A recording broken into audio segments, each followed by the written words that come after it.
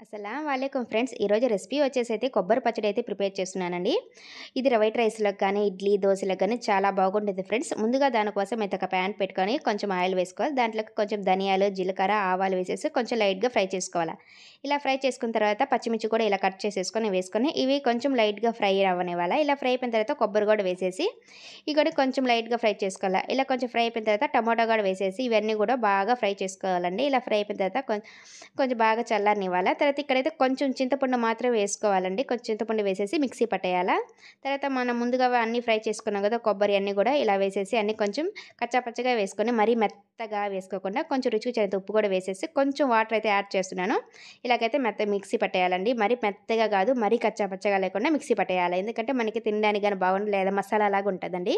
కొంచెం ఆనియన్స్ వేసుకొని ఇలాగని మొత్తం ఒకసారి కలుపుకొని గాని తింటే వైట్ రైస్‌లోకి అబ్బబ్బబ్బబ్బా! ఉంటుంది. మన ఛానెల్‌ని ఎవరైనా ఫస్ట్ టైమ్ చూస్తే